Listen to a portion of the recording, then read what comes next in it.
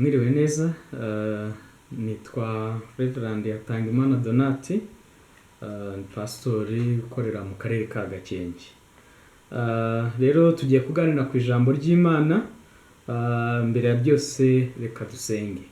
Nyagasani Imana yacu, turagushimira ko udukunda, ukaba wemeye ko tuganira ku ijambo ryawe, ngwino ufungure amatwi y'imitima yacu kugira ngo twumve, kandi ibyo twumva bitume turushaho kukwizera, turushaho kugukorera.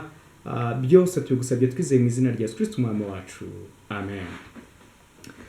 Ijambo ry'Imana nateguye ko tuganiraho uyu munsi riri mu gitabo cy'Itangiriro, igice cya mbere. Itangiriro igice cya mbere, kadusome.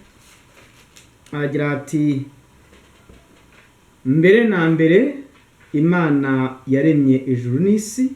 Isi yari itagira ishusho, yariho ubusa busa, umwijima wari hejuru y'umuhengeri, maze umwuka w'Imana yagendaga hejuru y'amazi. Imana iravuga iti: habeho umucyo, umucyo ubaho. Imana ibona umucyo ko ari mwiza. Imana itandukanya umucyo n'umwijima. Imana yita umucyo amanywa, umwijima iwita ijoro. Buragoroba buracya, uwo ni umunsi wa mbere. Imana iravuga iti: habeho isanzure hagati y'amazi, rigabanye amazi n'andi mazi. Imana irema iryo sanzure, igabanya amazi yo munsi y'isanzure n'ayo hejuru yaryo, biba bityo. Imana yita iryo sanzure ijuru.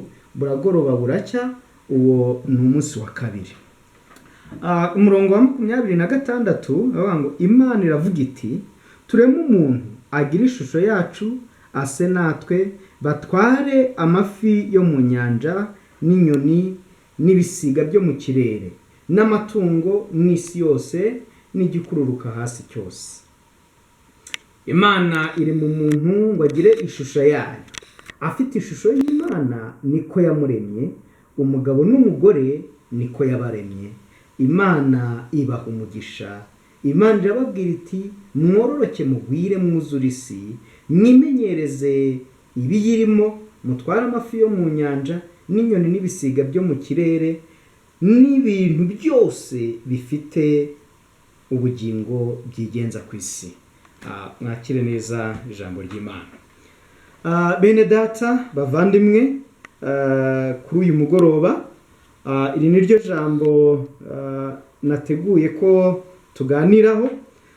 Iri jambo riratwereka imbaraga z'Imana, kandi imbaraga z'Imana tuzibonera mu byo yaremye byose.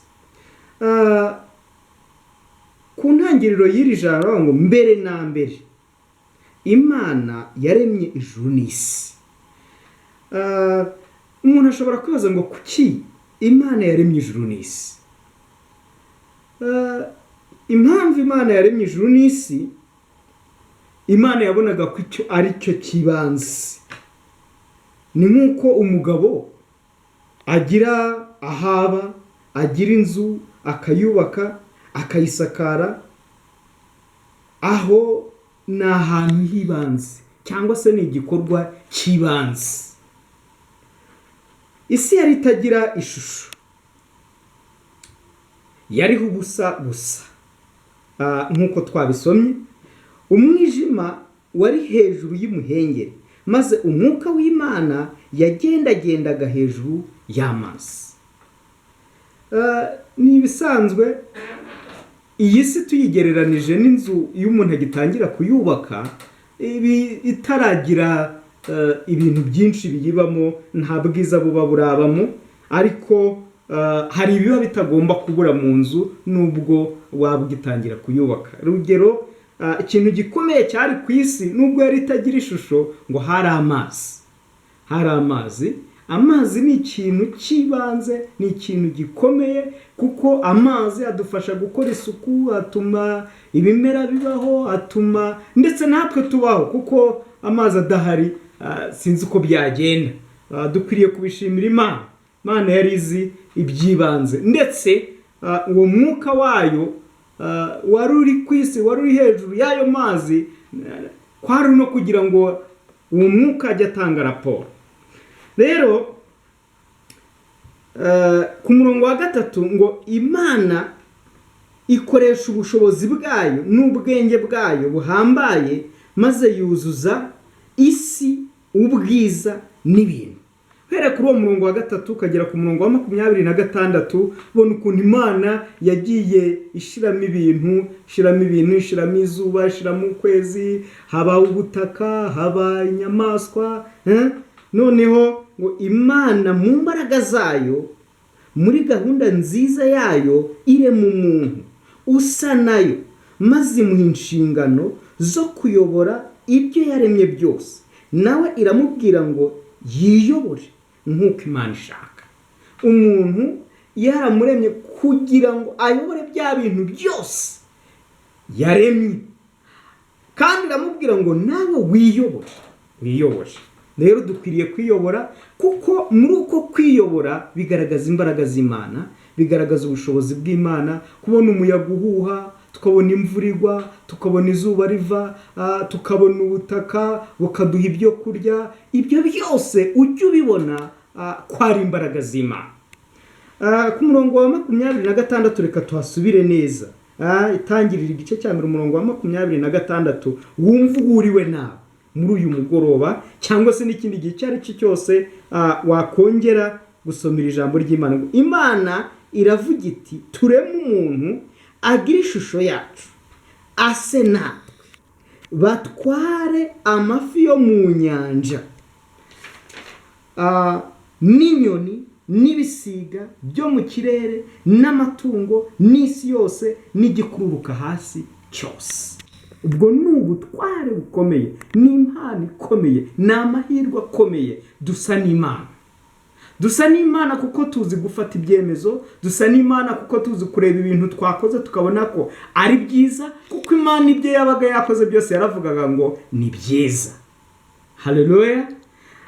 Rero bavandimwe, turemwe mu ishusho y'Imana, turi abayobozi, turi abategetsi, dukwiriye kuba muri iyo nshingano. Ntitubone imisozi ducika mu genda isuri idutware, cyane twe turi mu karere ka Gakenke, nubwo n'ahandi hose mu Rwanda ibiza biri kuhagera. Dukwiriye gukora uko dushoboye, tugafata amazi, tugatera imirwanyasuri, kugira ngo ubutaka Imana yaduhaye butangirike, kuko nibwangirika Imana izabitubaza.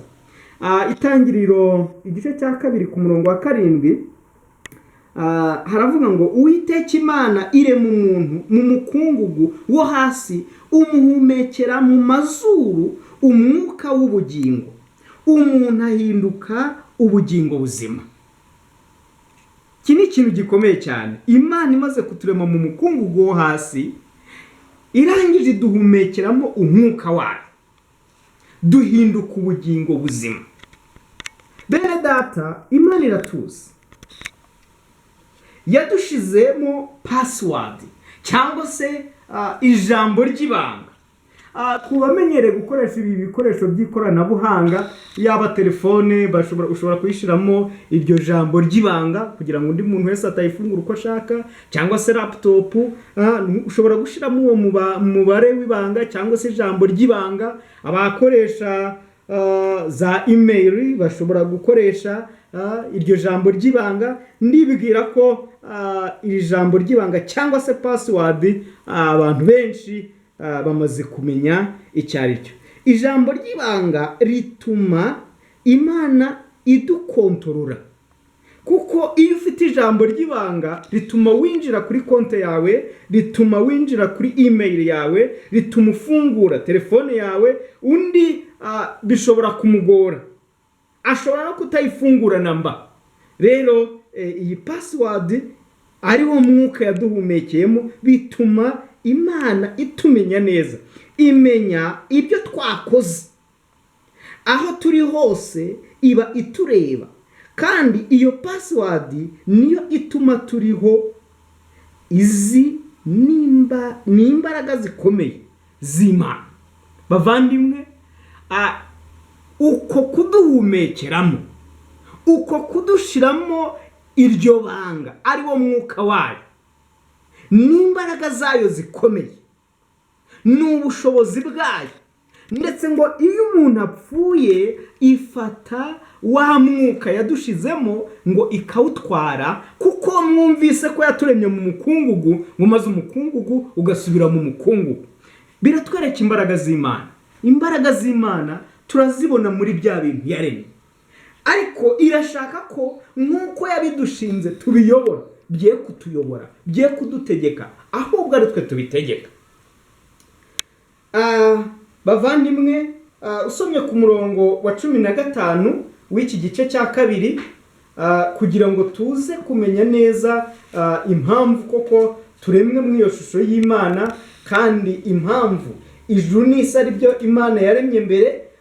Ku murongo wa 15 haravuga ngo Uwiteka Imana ijyana wa muntu imushira muri iyo ngobyi yo muri Edeni ngo ahingire ibirimo ayirinde.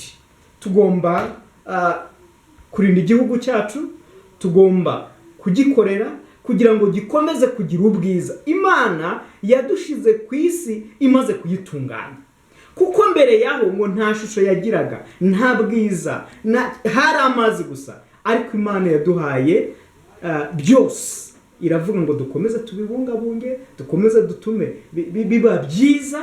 Ariko abantu bakoze icyaha, barayihindanya, nabo barihindanya, kwiyobora birabananira, no kuyobora iby'Imana yabahaye birabananira. Ariko bavandimwe, Imana yakomeje kudukunda, kuko yatwoherereje Yesu arangije apfa mu cyimbo cyacu, kugira ngo tutazajya mu muriro cyangwa se mu rubanza rw'iteka ryose, ahubwo Yesu aratwitangira. Umurimo twagombaga gukora yarawudukoreye, kugira ngo nitwemera ijambo ry'Imana, tukemera n'uwo yatumye, twihana ibyaha byacu. Nitumara kwihana ibyaha byacu, twongere dusubize isi ubwiza bwayo. Gusubiza isi ubwiza bwayo nuko nkunda mugenzi wanjye, ngakunda n'iby'Imana yaremye byose, kandi ibyo nkora byose ngakora uko nshoboye, kugira ngo ntabangamira abo mbana nabo, ntabangamira umudamu wanjye, ntabangamira abana banjye, cyangwa se utabangamira umugabo wawe, cyangwa se abo mukorana, cyangwa se abo uyobora nimba uri pastori, cyangwa se abakuyobora nimba uri umukristo, cyangwa se ngo tubangamire ubuyobozi bw'inzego z'ibanze. Bakwiriye kubaha Imana, natwe tukayubaha, twese tugafatanya, tugakundana, kugira ngo dushobore gukomeza guha Imana icyubahiro, kuko yaturemye mu ishusho yayo. Bavandimwe, Imana muri uyu mugoroba ikomeze ibibutse ko muri abantu bakomeye, muri abantu b'agaciro, nubwo twakoze ibyaha, ariko yaduhaye Yesu. Iyo twihanye atubwirira Data akatubabarira, kandi dufite udufasha, ni Umwuka Wera. Umwuka Wera yari ari ku isi, Umwuka w'Imana yari ari ku isi igihe isi yari idafite ishusho, ariko n'uyu munsi isi ifite ishusho, Umwuka w'Imana arahari, ndetse ari no muri twe. Rero Umwuka w'Imana akomeza kuyobore, Umwuka w'Imana akwigishe, akwemeze kwihana icyaha, akwemeze ko uremwe mu ishusho y'Imana, we kubabaza umuremyi wawe, we kubabaza umukiza wawe, we kubabaza ndetse n'abo mubana. Mukundane, mufashanye, muhugurane, muririmbire Imana. Nubwo turi muri iki gihe cyo kuguma mu rugo, ariko hari uburyo bwinshi bwo gukoresha kugira ngo dukomeze kunezeza Imana, tuyiririmbira, tuyihimbaza, dukora imirimo yose uko Imana idusaba. Ndagira ngo nsoze nongera gusubiramo uyu murongo wa 7 w'igice cya kabiri, ngo Uwiteka Imana irema umuntu mu mukungugu wo hasi, imuhumekeramo mu mazuru umwuka w'ubugingo, umuntu ahinduka ubugingo buzima. Nk'uko nabivuze, iyi ni password, ni ikintu gikomeye gituma Imana imenya aho uri, ibyo wakoze, ibyo watekereje. Rero ntaho ushobora kwihisha Imana, kuko aho uri hose ibikureba, izi byose, nta na kimwe itazi. Bavandimwe, bitume murushaho gutinya Imana, bitume murushaho gukunda Imana, bitume murushaho kuyizera, kandi mureke ibe muri mwe, kandi namwe mube muri yo, kuko Yesu niko yasenze adusabira. Rero Imana ikomeze ibarinde, Imana ikomeze kubaha umugisha, kandi mwibuke ko mwaremewe gutunganya isi, atari ukuyangiza cyangwa se kwangiza bagenzi banyu, ahubwo dukundane, dukunde n'iby'Imana yaremye, mu izina rya Data wa twese n'iry'Umwana n'iry'Umwuka wera. Amen.